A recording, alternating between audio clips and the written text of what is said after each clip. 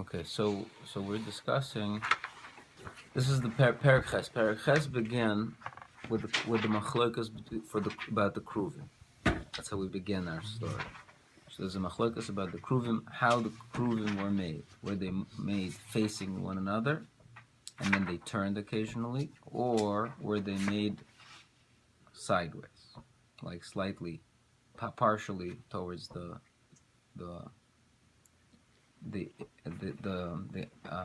eastern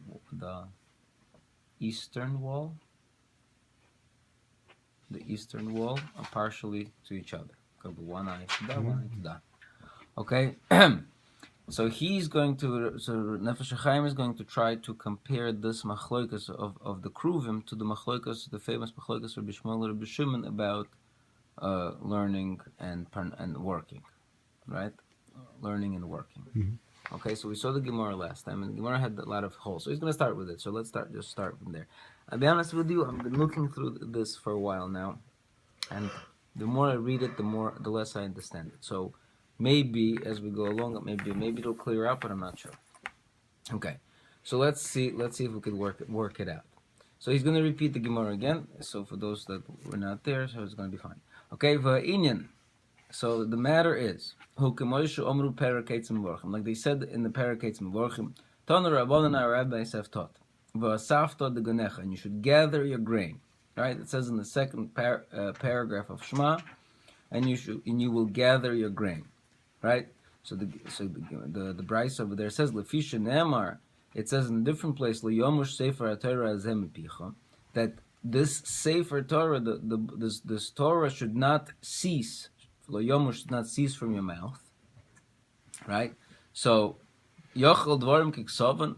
I would think that you take these words literally.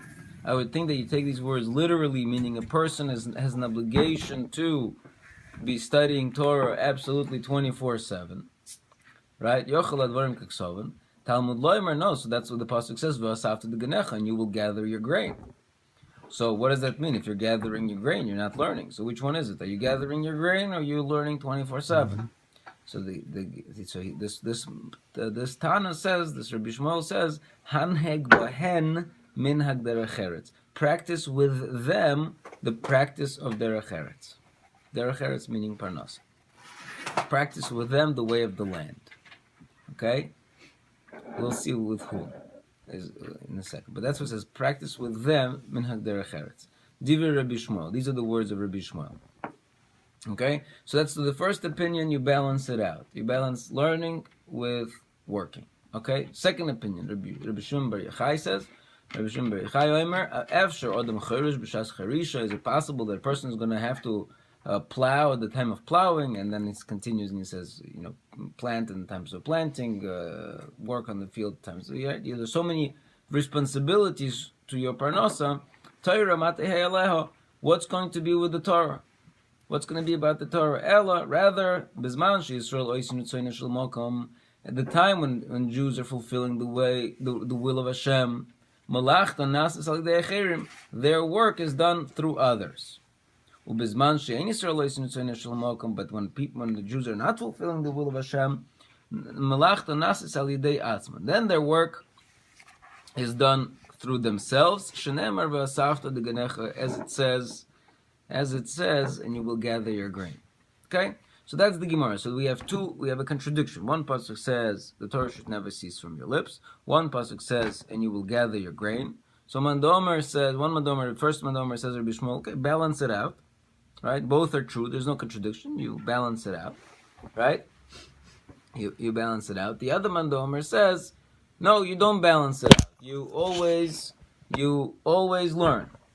You have to gather your grain. Then that's for people who are not learning. For people who are not learning, they have to gather your grain. For you, just if you learn, somebody else will take care of working for you. Your parnasa will be taken care of through others. Okay, right? So that's the two ways about it. Now he has a question. And this is not his question. We asked this question ourselves even. Now, something over here is strange. The mukil likro devasafta de ganecha, that this second mandomer, the mandomer that says that when you're not fulfilling the will of Hashem, that's when you're gonna gather your own grain.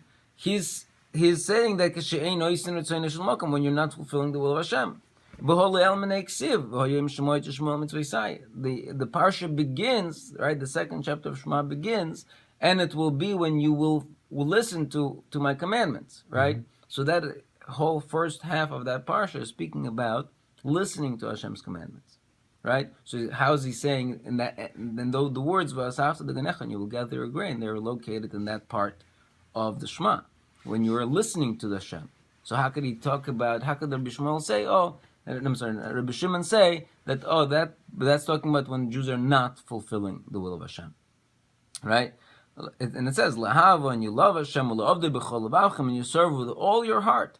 And about that it says, and you will gather your grain. That's a blessing. You will gather your grain, right? So how is he referring? How's Rabbi Shimon saying that's referring to not doing the will of Hashem?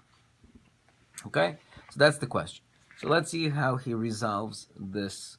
He explains this machlokes. Avala inyan. Here, but the matter is like this. Kivadai. So first, let's understand the first mandomer, the mandomer that seems to be simpler to understand, the one that says balance things out. Kivadai she'ein das Rabbi Shmuel. The opinion of Rabbi Shmuel is not she'hei harishus nesuna li'odom lifresh chas v'shalom av azman muat me'isakator. It can't be that a person has rishus, has permission to remove himself even for a little bit from the study of the Torah. Okay? So, right, even though he says, balance it out, practice with them the way of the land, right? Who is the with them? Right? And it can't be that you completely remove yourself from the Torah and in order to in order to take care of your upkeep, right? So let's say let's instead of calling it parnasa, let's call it upkeep, right? There are my spiritual needs, right? That's one thing, mm-hmm. And then there's my, in order for me to have my spiritual needs, I have to take care of myself. There's certain upkeep that's required, right? So, right, you have the goose, right? The golden goose, the famous, right? The golden goose lays golden eggs, but you got to feed the goose. If you don't feed the goose, you're not going to get the golden eggs. But if you overfeed the goose will die, and it's also not going to lay the golden eggs, right? So where's the balance between feeding the goose and still getting the golden eggs, right? So it can't be. Rabbi Shmuel says that when a person has to go and take care of this upkeep and remove himself and uproot himself from learning Torah, and while he's taking care of himself, performing this upkeep, he's completely uprooted from Torah at all, right? Completely. That can't be. Rather, Rabbi Shmuel is hinting the way he says it through his statement. Practice in them the way of the land, and like Felix is asking, what's the way of the who is in them? Rotzaloimer imohen, with them, meaning with the hadivrei Torah, with the words of the Torah. Meaning, he's going to explain, Hainu shagam beoiso he'es, even at that time, v'sho, in that hour, mu'etas, the little bit, sha'ata oisig v'parnasa, that a person is involved in his parnasa, in his upkeep, Kedei hatzorech, for his needs, v'hechrech, the basic needs, l'chayos nefesh, to live, to sustain his soul. Al kol ponim, still in all, b'rayonim achshavtecho, in his inner thoughts, tehei meharher rak b'divrei Torah. He should only be thinking on Torah. Okay, so the way he understands Rabbi Shmuel's opinion, that Rabbi Shmuel, when he says balance it out, he means that really a person has to be completely where is the person? What defines the person? Where are you? It's all Torah. A Jew has 100% Torah. Everything about him is his spiritual. I don't want to know. It doesn't have to be called Torah, meaning, but that's the only ticket to spirituality, right? But the point is, the ideal is dveikus to Hashem, right? That's the ideal. The only way to get to dveikus to Hashem is through knowledge of Hashem. The only way to get to the knowledge of Hashem is through Torah. Sometimes we have knowledge of Hashem, not meaning, how should I say it? Meaning, let's say, I think I gave this example once. Let's say you want to learn about, I don't know, some tribe in Africa, right? So you could do it one of two ways. You could either read many books about that tribe in Africa and learn about all of its different practices and different minhagim, right, of that tribe in Africa, and you will become the leading world expert on this tribe in Africa, right? That's one way to do it. The other way to do it is you go to Africa and you live you live with the tribe for a couple of years and you learn all about the tribe in Africa, right? There's two ways to get there. Each one, doesn't mean that living with the tribe is better, right? Or learning. Each one has its own benefits. Sometimes when you read a scholarly work about something from the outside, you get a much deeper understanding of the tribe than maybe even the tribe itself, so to speak.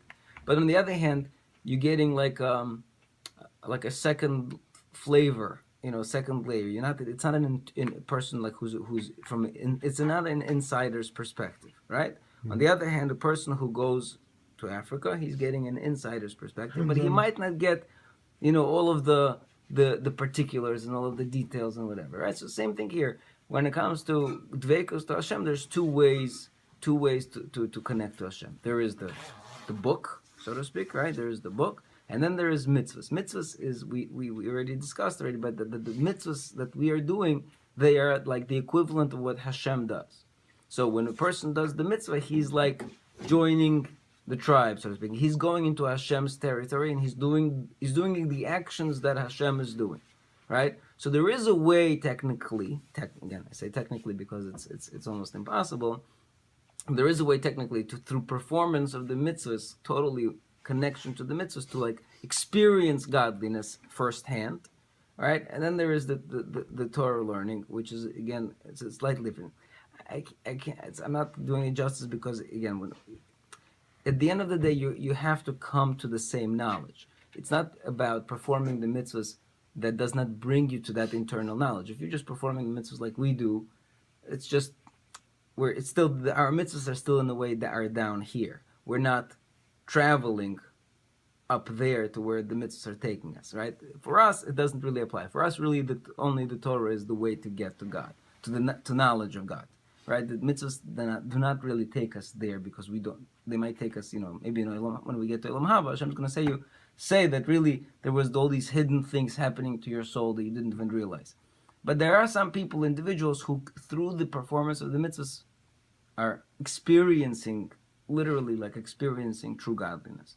Okay, like traveling to that tribe in Africa, like experiencing that life. So when a person really does the mitzvahs, he has the ability to go up there and live in Shamayim, so to speak, during the time that he does mitzvah. Okay.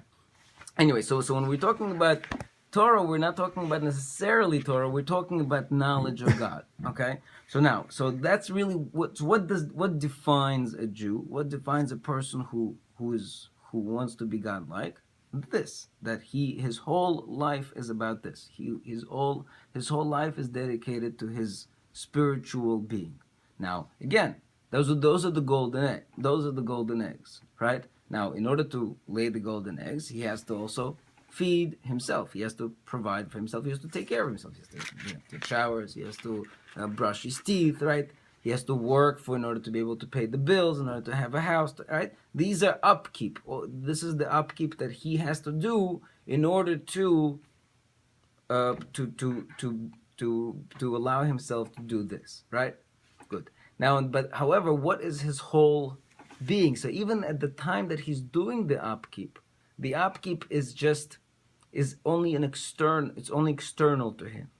Internally, he's connected constantly to his main thing that he wants to do. It's like, again, when a person is in love, right? When a person is really, really in love, right? He comes to work, he does his work, but deep inside his thought. That doesn't mean, again, I can have an intelligent conversation with you, but at the same time, deep inside my mind, there is that little spark of the one I love, right? There's that little spark that says, I Totally. can't wait to get back to this person, or when are we going to see each other in the next, right? There's that thought constantly in one's mind, right? So the same thing here. What's a Jew? A Jew is somebody who's his whole main drive in life is to connect to God. And so even when he's working, even when he's doing, this is Rabbi Shmuel, according to Nefesh HaChaim. This is what Rabbi Shmuel said. Rabbi Shmuel never said, from 9 to 5 you work, from 5 to 10 you whatever, you're a Jew. No,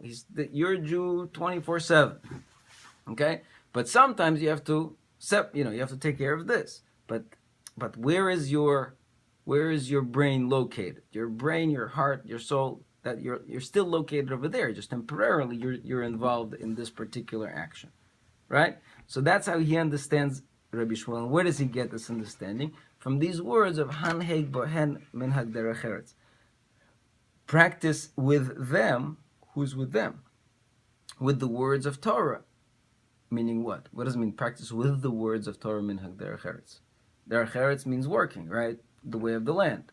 How are you practicing with them? That means you constantly take them with you. It's not like you leave them behind to do your Derech Eretz. No, you are practicing the Derech Eretz with the words of the Torah, meaning they are constantly on your mind. They're constantly, again, and then the words of the Torah, again, I repeat, it's just a mashal. It's what your whole idea of connecting to God is constantly, and the Torah is just that way, meaning even a person at work, he's thinking, there are many situations that arise at work that are a learning lesson for what Avodas Hashem is. God is everywhere. There's no real place where a person cannot be and cannot learn some godliness or some Torah questions. Maybe it's a shaila that arises. Maybe there's an interaction with a coworker that you realize, I wonder, what this is all about. How does that fit in my worldview of things? So there's constant opportunity, really. If a person is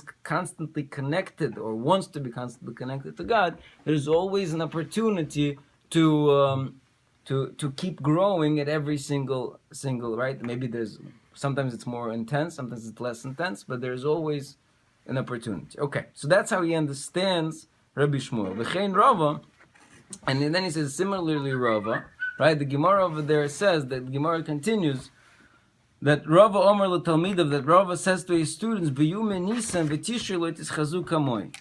That in the days of Nisan and Tishrei, Rava tells his students, don't appear before me. Right, in the months of Nisan and Tishrei, because those were the harvest months.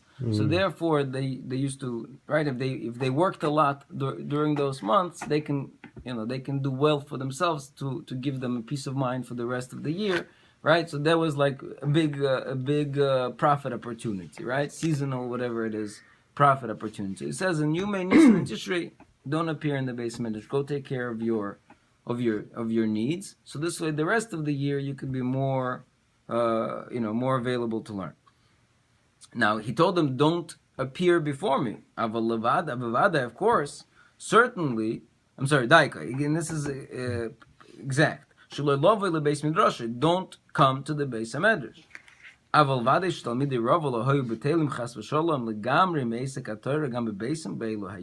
It can't be that the Talmidei of Rava, the students of Rava, they were completely bottled, meaning they were completely without learning, from learning in their house during the Nisan and Tishrei. Right? All he told them is, don't come to the Beis Medrash, right? Meaning, go take care of your needs. But does that mean that the students of Rava, when they got back to their house after work, they didn't open up a book? Of course not. They did learn. And now it wasn't the same full-time learning that they did during the times when they went to the Beis Medrash and they spent their whole the whole day discussing and questions and answers and all the discussions. No, that's not what it is. Right now, you do this, but does that mean you're completely bottled? No, of course not. You're not completely bottled. Okay. So that's the Gemara. Then he says, V'omru Shom. So this is still in Rabbi Shmuel talking, in the first opinion. V'omru Shom, and then the Gemara continues there. Harbe osuk Rabbi Shmuel, ve'osa biyodam. Many did like Rabbi Shmuel. Many followed the Rabbi Shmuel, meaning what? They balanced things out. Ve'osa biyodam, and they were successful. will also be able to maintain and many did like Rabbi Shimon Bar Yochai, also be Adam, and they were not successful. They were meaning those that followed Rabbi Shimon Bar Yochai that says, oh, we're going to learn, and we're not going to work, and somebody else will take care of us. They weren't successful. We're going to see in a second they weren't successful neither in learning nor in Parnasa, right? And those that like Rabbi Shmuel, they were successful, meaning both in learning and Parnasa, right? So he says, the Gemara is beautiful. He says, Hainu Rabim Dafka. Over there it says very specifically, Rabim, many did like Rabbi Shmuel, or many did like Rabbi Shimon Bar Yochai, right? Now, to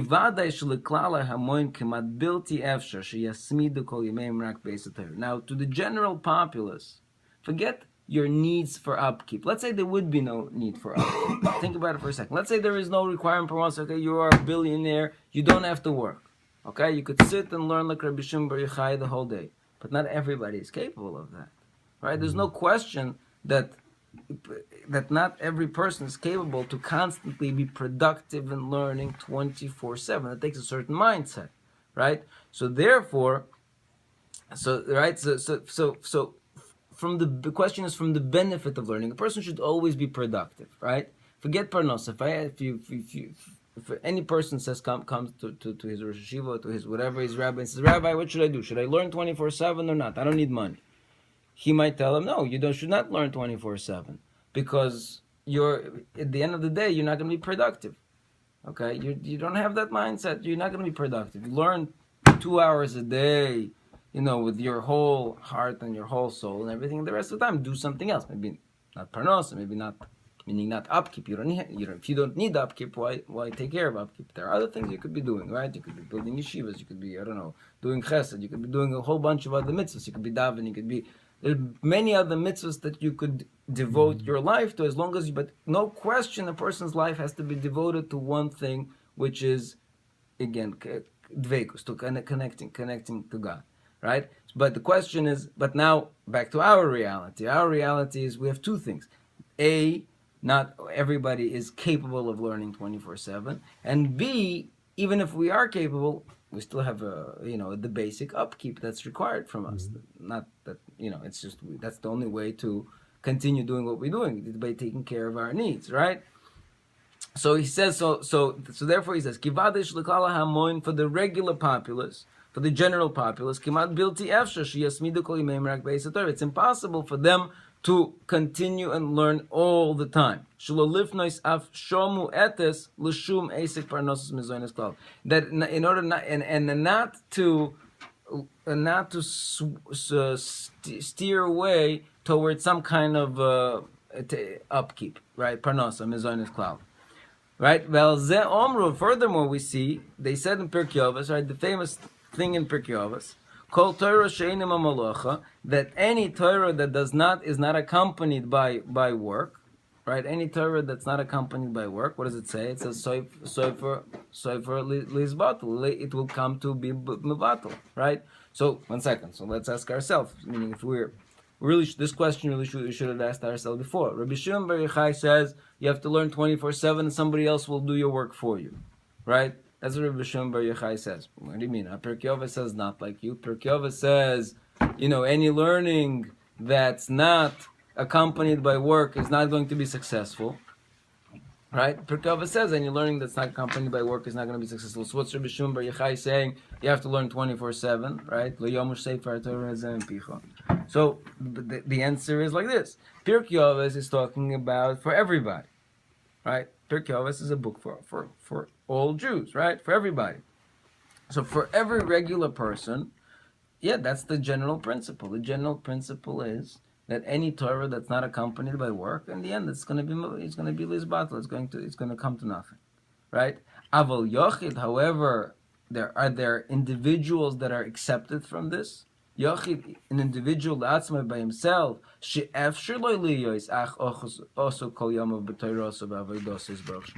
but if there is an individual that for him it is possible to be completely devoted to only the Torah and avodah, right?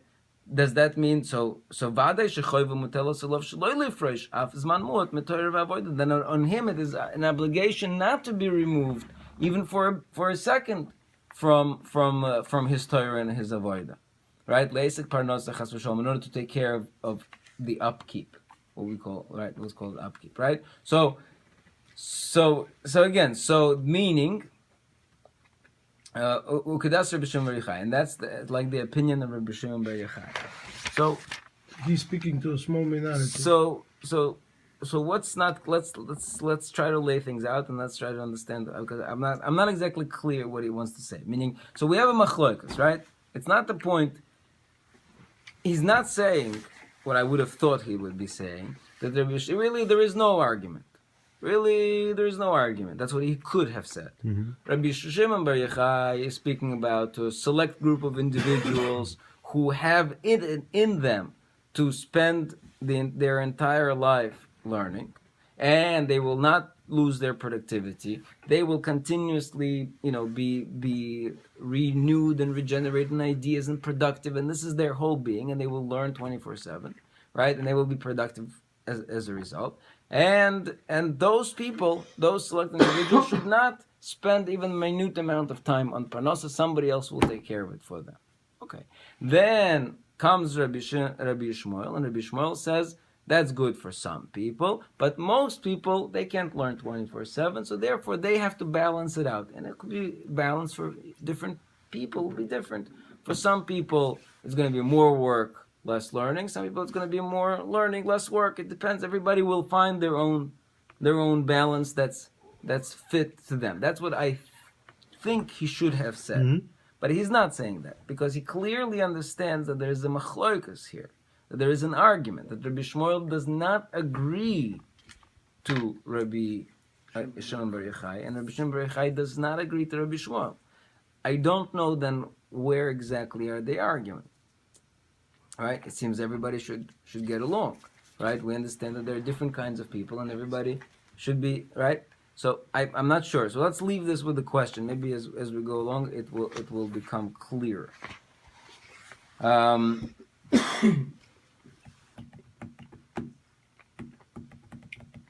Okay. Now, but he didn't answer yet his question. The original question was, what was the original question? The original question is, how does Rabbi Shimon Bar Yochai say that the pasuk v'asafta deganecha, and you will gather your grain, which is talking about the second part of Shema, which is talking about all the times that you are doing the will of Hashem? How is that possible? That Rabbi Shimon Bar Yochai is referring to that pasuk as when Jews are not doing the will of Hashem. That question yet he didn't answer, so he's going to answer it now, or I'm going to try to see if he answers it now. V'hinei pasuk v'asafta deganecha. And now the verse "V'asafta leganecha hu mutza miklal parshas v'hoya."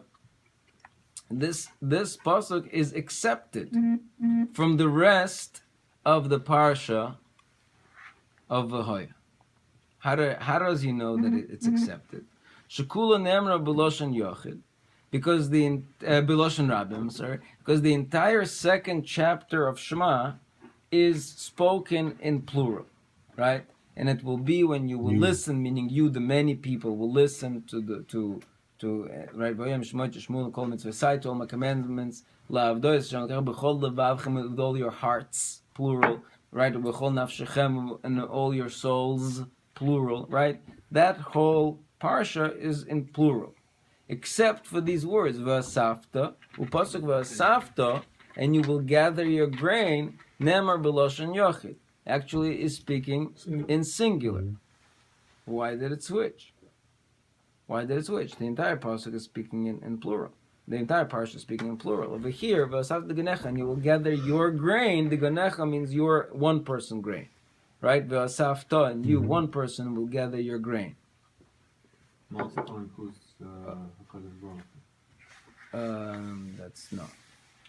too deep.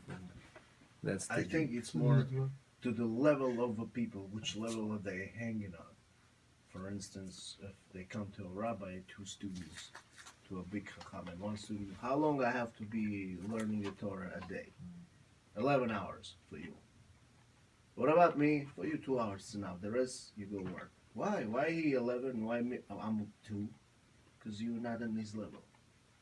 Right, right. Okay, so he says v'lechein. Therefore, this is not clear. V'lechein korelei ein oiser ritzoyne shel makom. That over here, Rabbi Shimon Bar Yochai sees in this thing that it switches from plural to singular. That this particular phrase of asafta de genecha is not referring, but it's hinting to somebody that's not doing the will of Hashem. Why? When he steers himself even a little bit towards the need for parnos.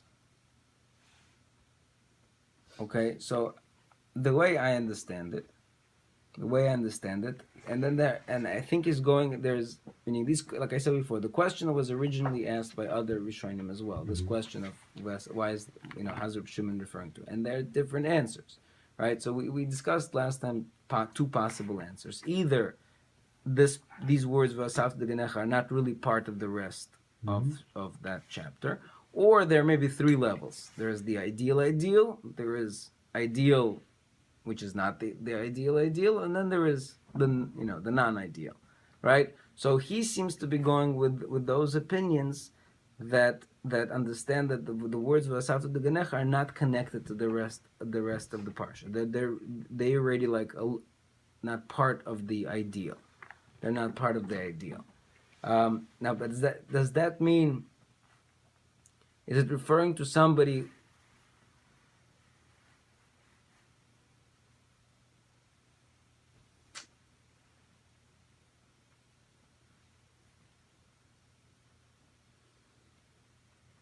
I don't know. Right? We have two, because we have two types of non-ideals. We have Rabbi Shmuel's non-ideal. Rabbi Shmuel's non-ideal is when a person moves to Parnasa, that's still ideal. If he moves to Parnasa and he forgets about Torah, that's not ideal. Rabbi Shimon Bar Yochai is saying when you move to Parnasa, even on Rabbi Shmuel's level, for those people, is also not ideal. So Rabbi Shimon must be saying that the words v'asafta de genecha are referring to that person that removes himself towards work when it wasn't really required for him, meaning when he really didn't have to. That's got to be it.